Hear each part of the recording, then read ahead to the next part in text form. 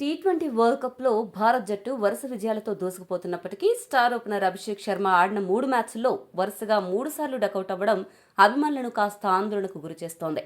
అయితే భారత assistant coach మరియు బ్యాటింగ్ కోచ్ ర్యాంటన్ డోస్కాటే మాత్రం అభిషేక్కు పూర్తి మద్దతుగా నిలిచారు.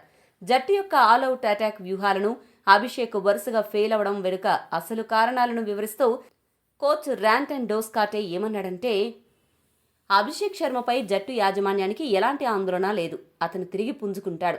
నెదర్లాండ్స్ మ్యాచ్కు ముందు రోజు రాత్రి నెట్స్లో అభిషేక్ చాలా అద్భుతంగా బ్యాటింగ్ చేశాడు.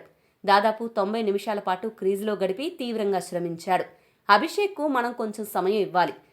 గ్రూప్ దశ మొదలయ్యే సమయానికి అతని ఆరోగ్యం అంతగా బాగాలేదు.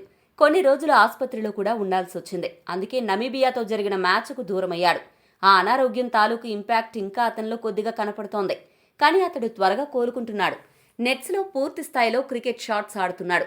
ఇప్పటి వరకు ఈ టోర్నీ అతనికి తీవ్ర నిరాశ కలిగించిందన్న విషయం వాస్తవమే. కానీ గత రాత్రి అతను బంతిని హిట్ చేస్తున్న విధానంలో మాకు చాలా సానుకూల సంకేతాలు కనిపించాయి. కాబట్టి అతని ఫామ్ గురించి మాకు ఎలాంటి ఆందోళన లేదు. టోర్నీ 2వ దశ అంటే సూపర్ 8 వచ్చేసరికి అతను ఖచ్చితంగా సెట్ అవుతాడు. ఇషాన్, అభిషేక్ ఇద్దరూ కలిసి చెలరేగితే అది ప్రత్యర్థి జట్టుకు ఒక పీడకల లాంటిది.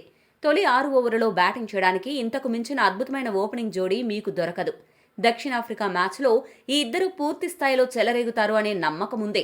అయితే మన వ్యూహం ప్రకారం మనం ఎప్పుడూ హై లెవెల్ అటాకింగ్ గేమ్ ఆడుతున్నాం. కాబట్టి రిస్క్ తీసుకునే క్రమంలో అప్పుడప్పుడు వికెట్లు త్వరగా కోల్పోవడాన్ని మనం అంగీకరించక తప్పదు. కొన్ని సందర్భాల్లో ఆరంభంలోనే కీలక వికెట్లు పడిపోయినప్పటికీ మనం బలమైన స్కోర్లు సాధిస్తున్నాం. 2 లేదా 3 వికెట్లు పడినా సరే పవర్ ప్లే ముగిసేసరికి మమ్మల్ని పటిష్ట స్థితిలో నిలబెట్టేలాగా ఎప్పుడూ ఎవరో ఒక ఆటగాడు ఉంటూనే ఉన్నారు.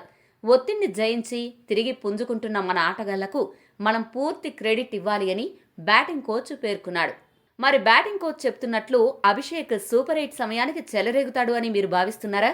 మీ అభిప్రాయాన్ని కామెంట్ చేయండి. మరిన్ని అప్డేట్స్ కోసం మా ఛానల్ సబ్స్క్రైబ్ చేసుకోండి.